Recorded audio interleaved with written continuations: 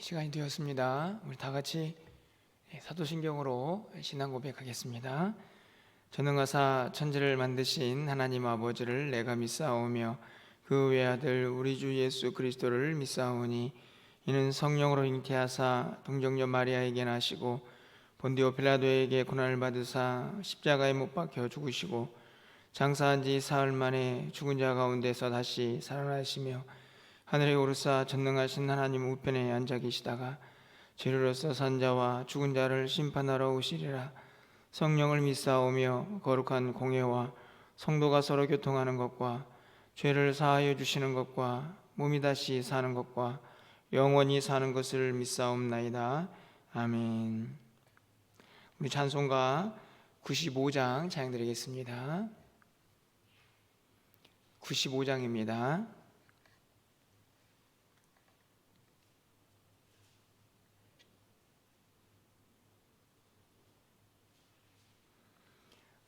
나의 기쁨 나의 소망 되시며 나의 생명이 되신 주 밤낮 불러서 찬송을 드려도 늘 하신 마음 뿐일세.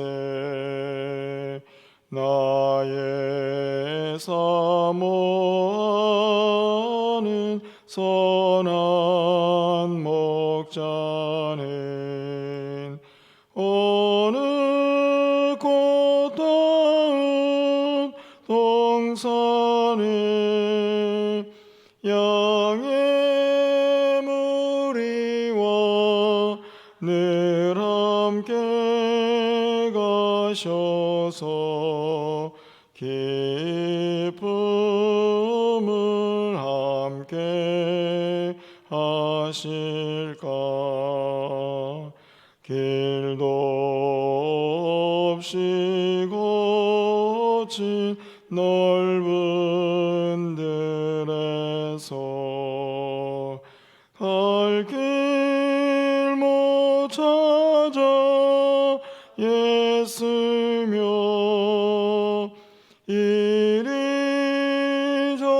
이리저리로 헤매는 내 모양 저 원수 조롱하도다.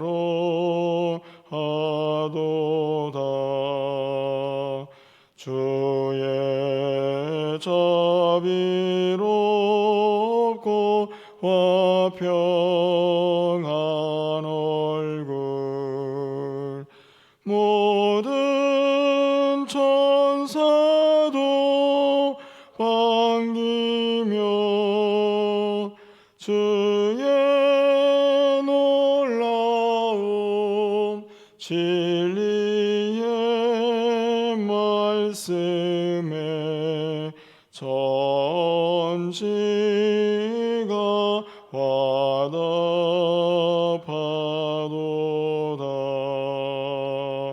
나의 진정 사모하는 예수님 음성조차도 반갑고 나의 생명과 나의 참 소망은 오직 주 예수 뿐일세.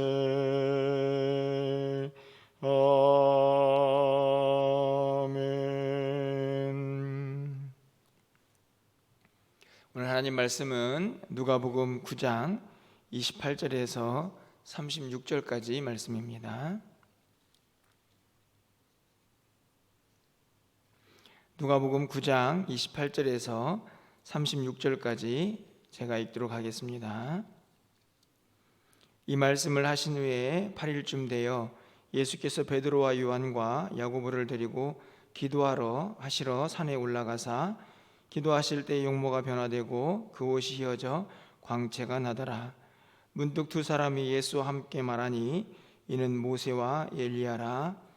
영광 중에 나타나서 장차 예수께서 예루살렘에서 별세하실 것을 말할세 베드로와 및 함께 있는 자들이 깊이 졸다가 온전히 깨어나 예수의 영광과 및 함께 선 두 사람을 보더니 두 사람이 떠날 때에 베드로가 예수께 여짜오되 주여 우리가 여기 있는 것이 좋사오니 우리가 초막셋을 짓되 하나는 주를 위하여 하나는 모세를 위하여 하나는 엘리야를 위하여 하사이다 하되 자기가 하는 말을 자기도 알지 못하더라. 이 말할 즈음에 구름이 와서 그들을 덮는지라. 구름 속으로 들어갈 때에 그들이 무서워하더니 구름 속에서 소리가 나서 이르되 이는 나의 아들 곧 택함을 받은 자니 너희는 그의 말을 들으라 하시고 소리가 그침에 오직 예수만 보이더라. 제자들이 잠잠하여 그 본 것을 무엇이든지 그때에는 아무에게도 이르지 아니하니라. 아멘. 어제 수요예배 말씀을 통해서 우리는 바울이 빌립보 교회 성도들에게 예수님이 어떤 분이신가 하는 가르침을 하고 있는 것을 함께 살폈습니다. 오늘 우리가 읽은 누가복음 9장에 있는 말씀도 말씀을 통해서 그 내용들이 예수 그리스도가 어떤 분이신가 하는 것을 분명하게 드러내고 있다라고 생각이 됩니다. 우리가 읽은 본문에 아주 큰 사건이 세 가지가 기록이 되는데요. 첫 번째는 예수님의 모습의 변화입니다. 29절 말씀을 좀 가서 보시면 기도하실 때에 용모가 변화되고 그 옷이 휘어져 광채가 나더라 이렇게 기록을 하고 있습니다. 예수님께서 제자들과 함께 기도하러 가셨을 때에 기도 중에 예수님의 용모가 변화되고 그의 옷이 휘어졌다 이렇게 기록을 하고 있는데요. 이것은 단순한 신비적인 현상이기보다도 예수님께서 어떤 분이신가 하는 것을 드러내는 신적 권위가 있는 모습이라고 말할 수 있습니다. 이 영광스러운 모습의 변화는 바로 하나님의 아들로서의 영광의 모습이고 뿐만 아니라 하늘의 영광이 예수님 가운데 함께하고 있는 모습이라고 우리가 해석할 수가 있기 때문입니다. 그 가운데에서 예수님께서 모세와 엘리야를 만나 대화하는 장면이 계속 이어지고 있습니다. 모세는 어떤 사람입니까? 모세는 구약의 율법을 대표하는 사람이죠. 엘리야는 구약의 선지자, 즉 예언의 말씀을 대표하는 사람이라고 말할 수가 있습니다. 더 쉽게 말하면 예수님께서 만나서 대화를 하고 있는 이 모세와 엘리야는 구약의 대표적인 인물이라고 말할 수가 있는데요. 그렇다면 구약의 많은 이야기들이 가리키고 있는 핵심적인 내용은 어떤 것일까요? 여러 가지가 있겠지만 그 중에 하나는 바로 장차 이 땅에 오실 메시아 그리고 그분이 어떤 사역을 할 것인가 하는 내용들이 예표되어 있는 것을 볼 수가 있습니다. 예수님께서 구약을 대표하는 모세와 엘리야를 만난 그 이유가 바로 이 땅에 오신 메시아로서 그분이 해야 할 일들을 나누고 있다 하는 것을 우리가 깨달을 수가 있는데 그 증거는 31절에서 보다 분명하게 확인이 됩니다. 영광 중에 나타나서 장차 예수께서 예루살렘에서 별세하실 것을 말할세. 예루살렘에서의 별세는 바로 예수님께서 십자가를 지시고 고난당하시고 또 죽음을 당하실 것을 말씀하고 있는 내용입니다. 우리가 어제도 살펴보았지만 9장 22절에 있는 말씀을 가서 보시면 이르시되 인자가 많은 고난을 받고 장로들과 대제사장들과 서기관들에게 버림받으어 죽임을 당하고 제3일에 살아나야 하리라 하시고 라고 기록하고 있습니다. 예수님께서 장차 어떤 메시아의 길을 갈 것인가 라는 내용을 기록하고 있는 말씀인데, 오늘 31절에서 모세와 엘리야와 나눈 예루살렘에서의 별세에 관한 이야기도 동일하지 않나 생각이 듭니다. 결국 이 말씀을 통해서도 예수님께서 어떤 분이시고 또 어떤 길을 가셔야 하는지를 분명하게 드러내고 있는 것이죠. 아마도 이 이야기의 핵심은, 그리고 가장 중요한 결말은 이야기가 끝나고 구름이 덮인 가운데에서 하늘에서 들려오는 한 음성이 아니었을까 생각을 합니다. 35절 말씀인데요, 우리 35절 말씀은 좀 함께 읽어보도록 하겠습니다. 35절입니다. 구름 속에서 소리가 나서 이르되 이는 나의 아들 곧 택함을 받은 자니 너희는 그의 말을 들으라 하시고.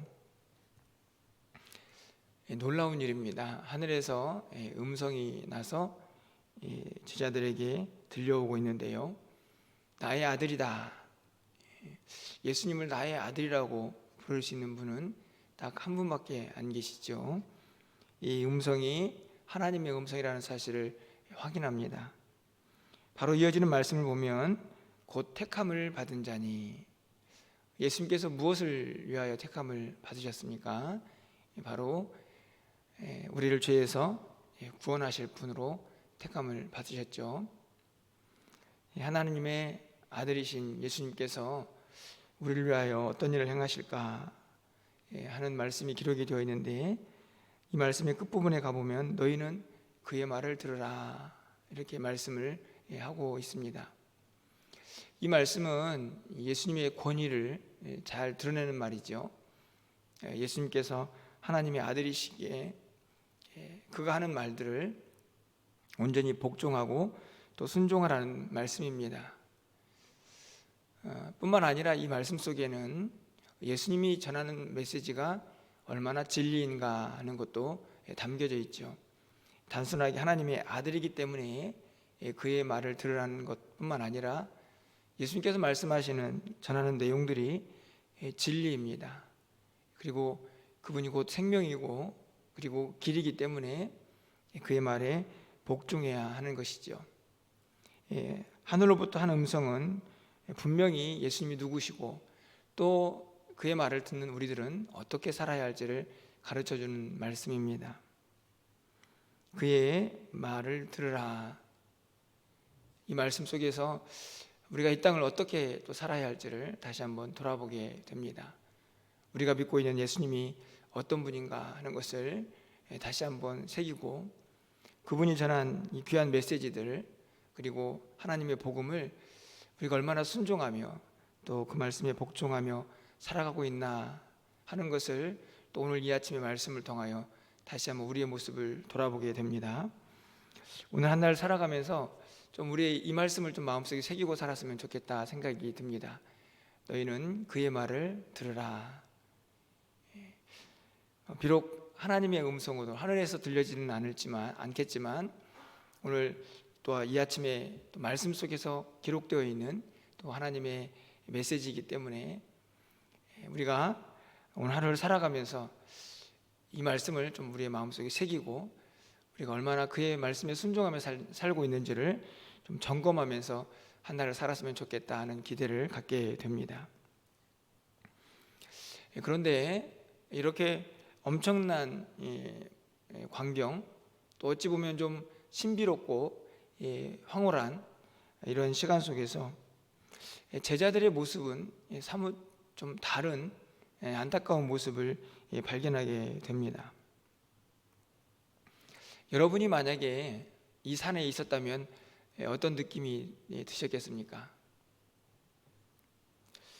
저는 개인적으로 이 엄청난 광경을 통해서 이 예수님, 제자들이 열심히 따라다녔던 그 예수님을 향한 영적 깊이를 정말 한없이 깊게 알 수 있는 너무너무나 아름다운 경험이었을 것이다 라고 생각이 드는데요, 안타깝게도 제자들은 좀 그런 모습이 좀 덜 보인다, 이런 생각이 들게 됩니다. 여러분 32절 말씀인데요, 32절 말씀을 좀 가서 보시면, 베드로와 및 함께 있는 자들이 깊이 졸다가 온전히 깨어나 예수의 영광과 및 함께 선 두 사람을 보더니.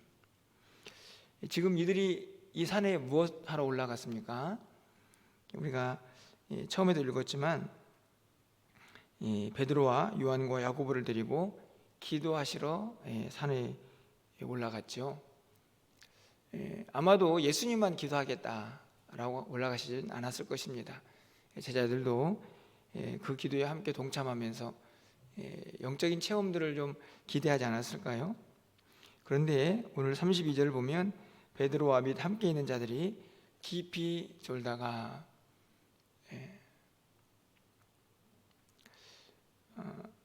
이 예수님께서 기도하실 때에 용모가 변화되었다, 이렇게 말씀을 하고 있는 것을 보면 예수님께서는 열심히 기도하고 있는데 한편에서 제자들은 열심히 졸고 있었던 것이죠. 깊이 졸다가, 이런 표현이 참 안타깝기만 합니다.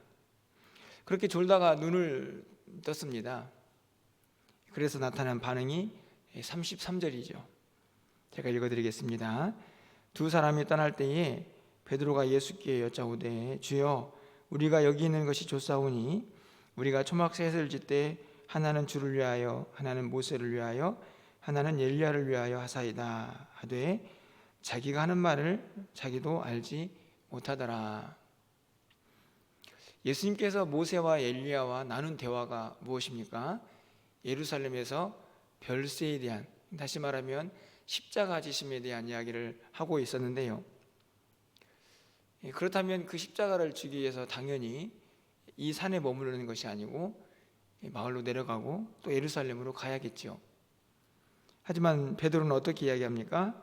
여기가 좋사오니 초막을 짓고 여기에 좀 머무르면 좋겠습니다.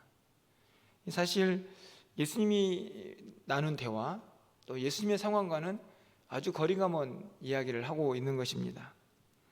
뿐만 아니라 이 33절 후반절에 가서 보시면 자기가 하는 말을 자기도 알지 못하더라, 이렇게 기록이 되어 있습니다.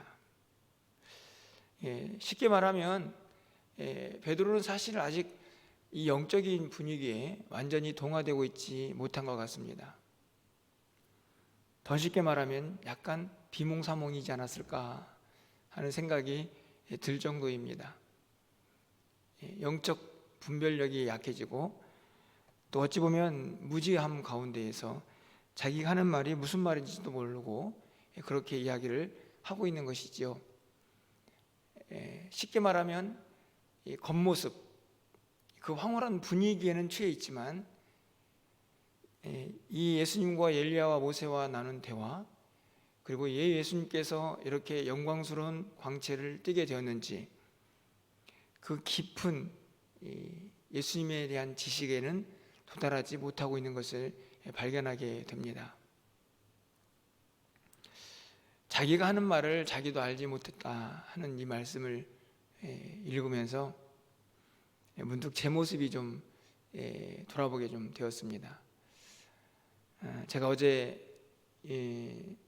빌립보 말씀을 통해서 예수님의 높아지심 또 낮아지심, 그분의 성육신, 삼위일체, 또 예수님 안에 있는 신성과 인성에 대한 이야기를 여러분과 나눈 기억이 있습니다. 그 말씀을 나누고 또 전하면서 또 그것을 오랫동안 신학적으로 공부하면서 항상 제 마음속에 들었던 생각은 이 깊은 진리를 내가 정말 어느 정도 깨닫고 있나 하는 질문이었습니다. 사실은 제가 하나님 말씀을 전하고 있지만 이 성경에 있는 많은 말씀들, 물론 인간적으로 난해해서 이해가 어려운 부분도 분명히 있지만 정말 내가 얼마나 알고 얼마나 그것을 경험하고 얼마나 그 깊이 있는 의미들을 깨달으면서 말씀을 전하고 또 신앙생활하고 있는가 하는 것을 항상 돌아보게 됩니다. 오늘 이 메시지는 저에게 또 다른 그 마음의 생각들을 다시 끄집어내는 그런 시간이었습니다. 자기가 하는 말을 자기도 알지 못하더라. 혹시 제가 그런 사람은 아닌가 하는 그런 회개도 갖는 시간을 가졌는데요. 제가 오늘 이 아침에 이런 말씀을 드리는 이유는 우리가 우리의 믿음을 고백하고 또 우리가 믿고 따르고 그리고 그분의 길을 따르는 제자라고 말을 하고 있지만 얼마나 우리의 신앙 고백에 깊이가 있고 또 그분을 아는 지식이 날마다 자라가고 우리의 믿음이 영적으로 쑥쑥 커가고 있는가 하는 질문을 오늘 말씀을 통하여 또 이 상황 속에서 던져보게 되는 것입니다.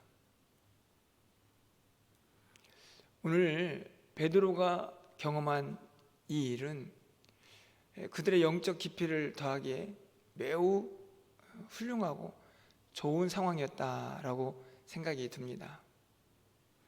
하지만 안타깝게도 이들은 깊이 졸다가 자기가 하는 말이 무슨 말인지도 모르는 안타까운 상황을 직면하며 또 우리에게 그 모습을 보여주고 있습니다. 간절히 바라기는 우리의 영적인 깊이가 좀 매일매일 또 매 순간마다 또 매년마다 더 깊어졌으면 좋겠다 하는 생각을 갖게 됩니다. 우리가 기도하고 또 말씀을 보면서 오늘 베드로가 경험했던 이런 아름답고 신비적이고 황홀한 경험은 아닐지라도 우리는 주님께서 주신 은혜를 경험하고 말씀 속에서 깨달아지는 또 그런 감동과 또 그 감동 속에서 우리의 마음을 울리는 떨림과 울림을 경험하기도 합니다. 그럴 때마다 그냥 단순하게 스쳐 지나가는 그런 시간들이 아니고 그 사건들 또 그 은혜들을 통해서 우리의 믿음이 좀 더 깊어지고 또 그 깊어짐을 통해서 주를 향한 우리의 믿음의 고백 또 그리스도를 아는 지식들 그것들이 좀 더 풍성해질 수 있는 그런 신앙생활이 되었으면 좋겠다 하는 바람을 오늘 이 아침에 갖게 됩니다. 너희는 그의 말을 들으라. 그의 말의 깊이 그리고 그의 말의 영적인 의미들 또 그의 말의 풍성한 우리를 다시 깨우고 일으키고 살리는 그 영적인 의미들을 좀 다시 한번 우리 마음속에 새기면서 오늘 이 새벽에 기도할 때에는 하나님 우리의 믿음이 좀 더 깊어지고 주를 아는 지식으로 더 풍성해지고 우리가 경험하는 모든 은혜 속에서 우리의 신앙의 고백도 또 주를 향한 순종도 또 복종도 더 의미 있어지고 더 깊어질 수 있는 그런 신앙생활이 되게 해달라고 오늘 이 아침에 우리가 간절히 기도할 때에 하나님의 응답이 있는 귀한 시간 되기를 주님의 이름으로 간절히 축원합니다. 기도하겠습니다.